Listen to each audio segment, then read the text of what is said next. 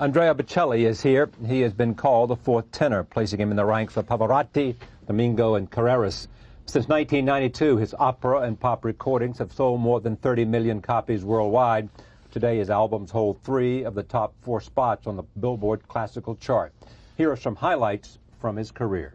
And now here he is. The crowd embraces him. Andrea Bocelli.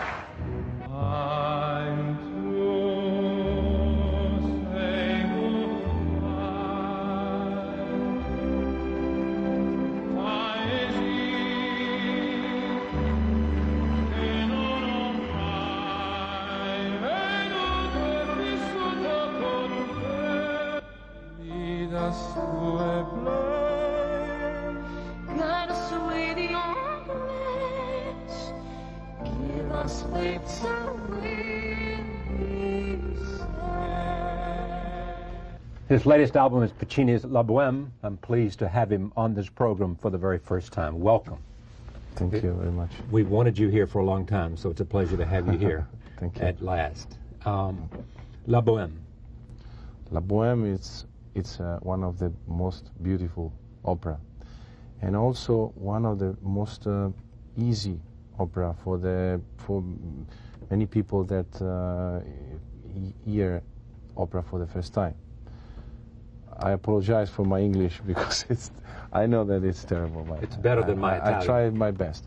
You're doing fine. In any case, I remember when I was a child, La Bohème, it has been probably one of the first opera that I heard.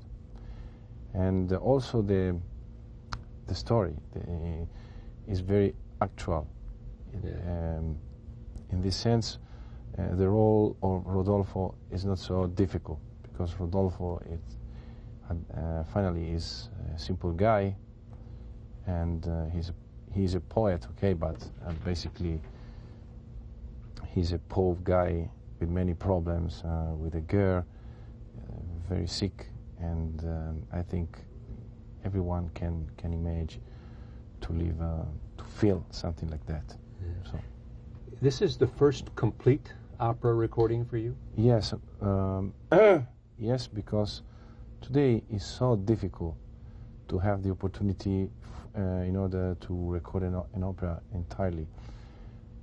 As you probably know, many classical department in big company is closing because there is not a big marketing for opera and classical music in general. And this is very sad and very dangerous, especially at the end of the first millennium. Yes. No? For many reasons. So I hope really that this opera, this recording, can have a good success. Not for me, I promise, but because this means to have in future many opportunities more to record entirely this opera. And in March, I will record La Tosca, always with Maestro Mehta. With Zubin Mehta. Yeah. And I recorded already the Requiem, Verdi's Requiem with Maestro Gergiev, and then I have had a big fortune, 3 complete operas already.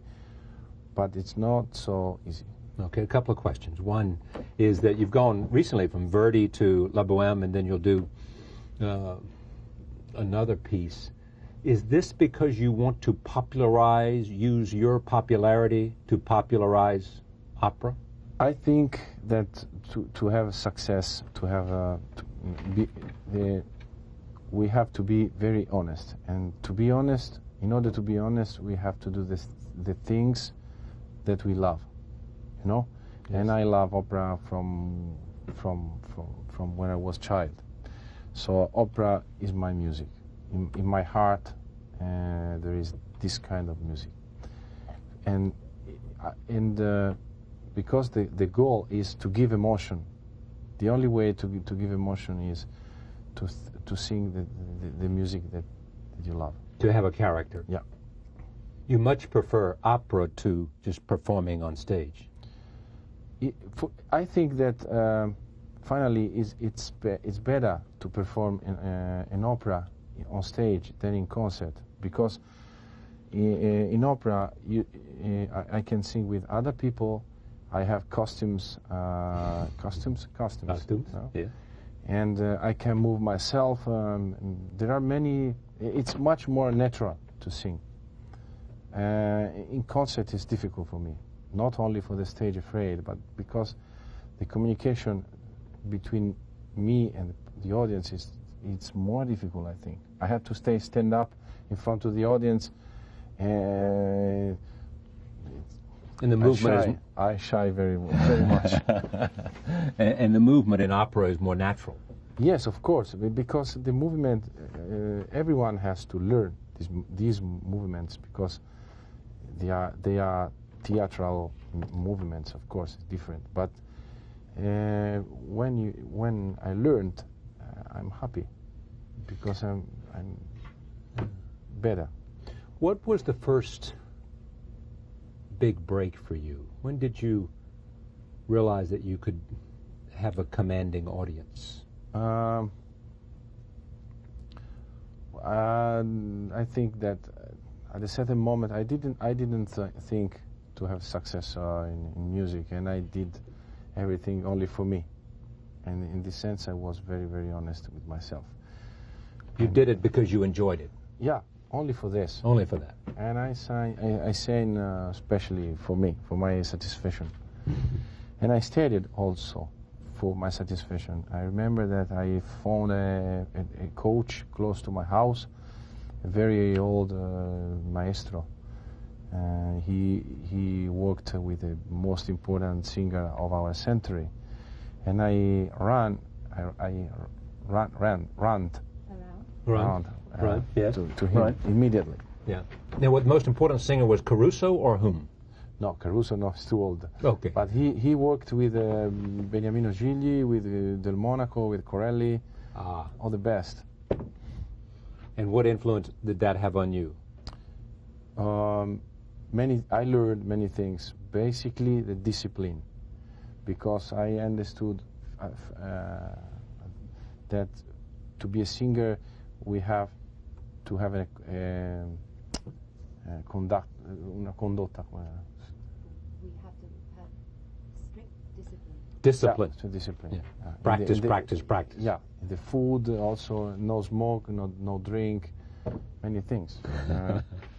This is the first thing that I learned. to discipline yourself. Yeah, and it has been really difficult for me, because yes, because after the university I was a little bit free, freer, yeah. Freer with yourself and with wine and with women and I liked to go outside with my friends, to come back very late in the night, all these things. Have you stopped that? Of course. Otherwise, you risk to do very bad performance. Yes. How did you make the transformation to singing pop as well as I think classical? That it's very easy, because pop and classical, they are two different languages, very different. One time, 50 years ago, they were much more close. When Beniamino Gigli and Caruso they sang popular music, the songs were about the vocality, more close. Now they are really two different languages, but it's easy to learn two languages. Many people speak 3, 4, 5 languages. So it's not impossible. How many languages do you speak? English, Italian? No, I speak only Italian. I speak Italian very well, but I'm learning a little bit English step by step, and it's very difficult because I began late, and I speak a little French. This is what some of the things that people have said about you. This is from Renee Fleming on my show. Yeah, really? Yes. She said this here about you. The sound is beautiful. There's something very soulful about the way he sings, and it's captured the hearts of, the last I heard, 11 million fans. She's very she's very kind. She's too kind because Okay. we performed together. We recorded together Verdi's Requiem with Maestro Gergiev, and I have had a very beautiful time with her because we spoke about the singing for a long time because I asked many things to her because I like to know the point, the mean. Zubin Mehta said, his voice reminds me of the old Italian style, like Tito Schipa. Skipa. Oh. Also, the maestro loves me because our collaboration, it has been so nice. I remember the first time that I met him in Tel Aviv for 2 concerts, and With the Israeli Philharmonic? Yeah. Right. I went there to replace, sostituire. Sostituire. Yeah, replace Cecilia Bartoli Yes. because she was sick, and But not singing the same role. no, of course no. That's really impossible for me. But in any case, that time began this wonderful collaboration with him, and I hope, I dream to arrive at March for La Tosca. Tell me about your dream. My dream, to rest myself for a long period, because from when I began in this career, I worked always, and I have no time for my family, for my friends, and this is a little bit sad. A little bit sad. Sad, yeah. Do you plan to change that, or? It's difficult to change because many person work for my projects, and I have to respect their job.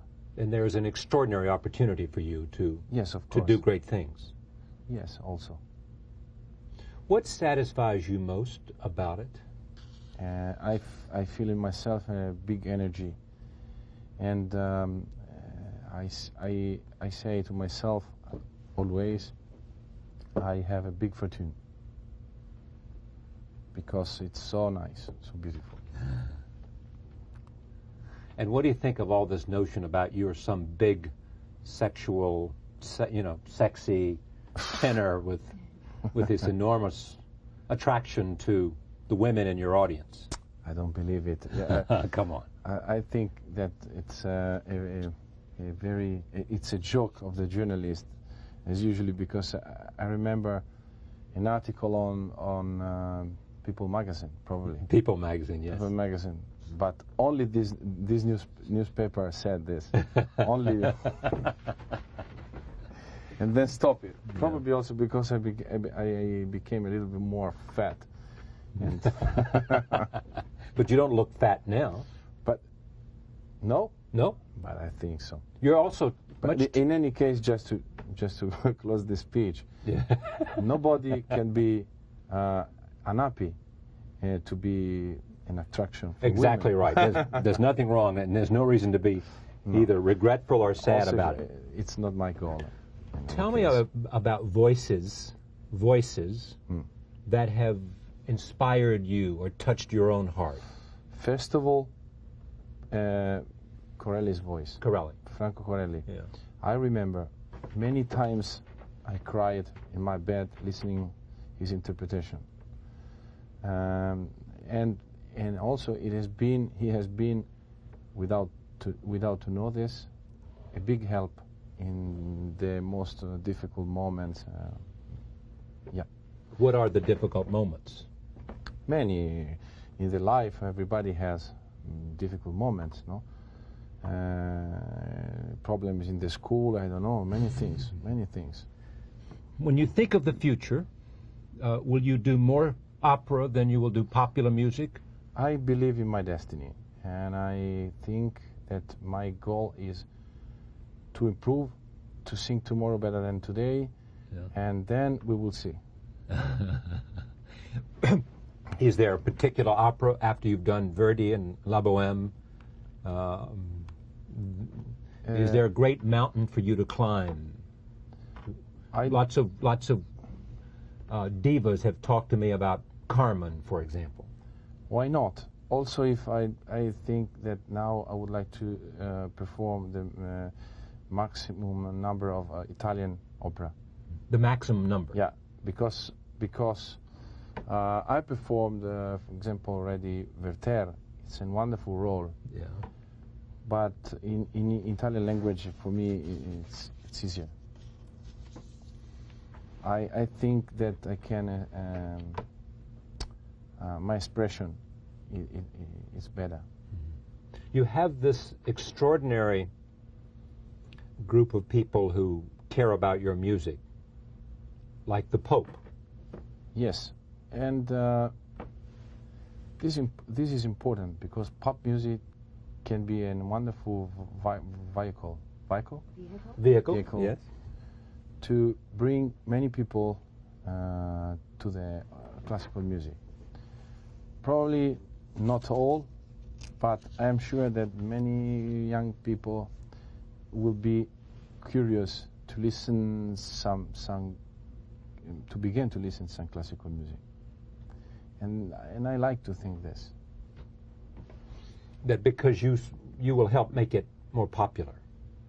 Perché tu avrai un ruolo nel cercare di rendere questa musica più popolare, più I hope ai it. giovani. I hope it. What's the biggest unknown for you? Unknown? Unknown. La cosa che non sai, Mystery. il mistero più grosso. Ah, the life is a big mystery. And I am believing, and I live that this remains a mystery. That life remains a mystery. Yeah. Thank you for coming. Oh, It's a pleasure. It's been a big pleasure for me. My pleasure, too. Bye-bye. Real pleasure. Thank you I very hope to much. see you soon again. I look forward to it. As we leave this conversation with Andrea Bocelli, we leave you with a clip from him singing in his favorite opera, La Bohème. Che gelida manina se la lasci riscaldar, cercar che giova al buio non si trova.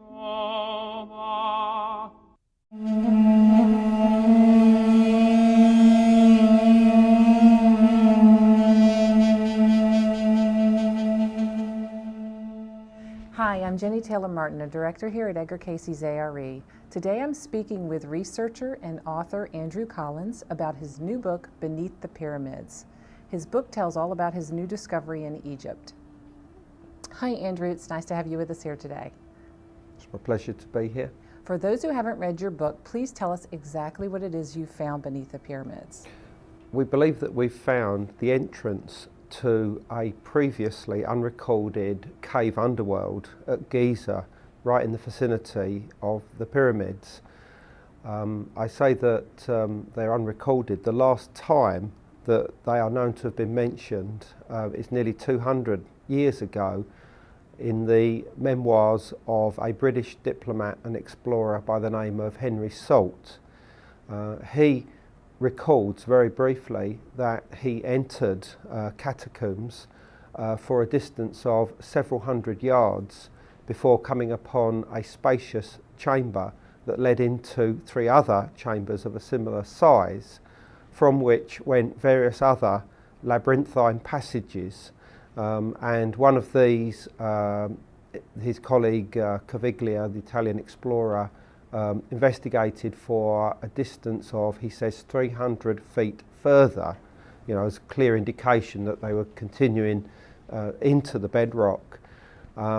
And the details of this exploration were completely lost for, as I say, nearly 200 years, until they were published again in a memoir, when the memoirs were re-edited and put out by the British Museum in 2007. And this alerted us to the existence of the catacombs, which we obviously saw in terms of some kind of cave complex. And the editors of the memoirs had actually wrongly attributed the position of these catacombs to a position generally on the north side of the Great Pyramid. But my colleague Nigel Skinner-Simpson worked out very meticulously where Salt and Caviglia had actually explored and found the exact entrance of these catacombs, and curiously it was seemingly within a tomb that I was already exploring, because I discovered that during the early 19th century the remains of bird mummies had been excavated and removed from this tomb, which seemed to be unmentioned in any modern publications. So much so that it had drawn my interest to go to Giza in January 2007. We explored the tomb then and found no obvious entrance to any kind of cave underworld. But just a few months later, after the publication of Salt's memoirs, we realised that we must have missed something. And it was at this point that, after consultations with the ARE, that they agreed to sponsor an expedition to go out to Egypt, which actually took place eventually in March 2008. And myself, Nigel Skinner-Simpson and my wife Sue entered the tomb again, and at first found nothing, but we were about to leave to go and look at another couple of more minor tombs in the vicinity when we noticed a small breach in a stone wall, which, on peering inside, I saw that there was a vast cave chamber that had been partly hewn, which led into cave compartments of entirely natural origin, as well as a long cave passage that penetrated the bedrock towards the south. And bear in mind that this was in total darkness, so we were unaware of what we were treading on, where we were going, but I felt I needed to explore these there and now. So I penetrated for a distance, bearing in mind that the place was absolutely full of bats, and we eventually found out also venomous spiders. And so we explored this not only on this occasion but on 3 further occasions, gradually mapping out the extent and nature of this cave system, which has gone totally unnoticed by the Egyptological world. Why do you think no one's ever explored these caves? For some strange reason which I can't properly explain at this time, no modern Egyptologist has recorded the existence of them, and I can only assume that it's an area of the plateau which not only are tourists dissuaded from going to, but it's not really interested some of the top Egyptologists that have worked in this area. All we can say is that so far we have found 2 rough plans that were done of the tomb, which is actually within the north cliff of the formation, the geological formation that constitutes the Giza Plateau. And although one of these, which was done by the team headed by the American Egyptologist George Reisner, it was actually done in 1939. And this is a very peculiar oversight which at this present time we can't explain. What do Dr. Zahi Hawass and the Egyptian authorities have to say about your discovery? Dr. Zahi Hawass has actually denied the existence of the cave underworld. Now, as to why he has done this, and he's done it publicly, is a matter of debate. The most easiest explanation is that the investigations, the preliminary investigations that he did, almost certainly following our own visit to inform him of the discovery of the caves in April 2008, meant that his people actually went in the tomb but overlooked, as we did initially, the entrance to the cave system. And so their report back to him was that there are no caves. and this has been the public view that he's put out. However, it's hoped that he will realise that that he actually missed the actual entrance into the cave system, and that once he and his people go inside this, they will see exactly the same as what we discovered ourselves, and that we can then work together with the Egyptian authorities to try and investigate the cave system more fully. Do you think there may be a link to this cave underworld and the Edgar Cayce prophecy about the Hall of Records? I do believe that the caves that we've entered are part of a much larger complex that stretches right beneath the entire Giza Plateau, almost like Swiss cheese. It has holes in it all over the place, and that these are totally natural. But I believe that they have been exposed to the outside bedrock for maybe thousands, if not tens of thousands of years, and that therefore they actually existed before even the pyramid field developed around 5,000 years ago, and that they almost certainly had an influence on the evolution of the Giza pyramid field, to the degree that I believe that the pyramid field was seen as an entrance into the so-called Duat, which was the name that was given by the ancient Egyptians to the underworld through which the soul of the deceased, obviously more particularly the pharaohs themselves, had to traverse in order to reach an afterlife among the stars.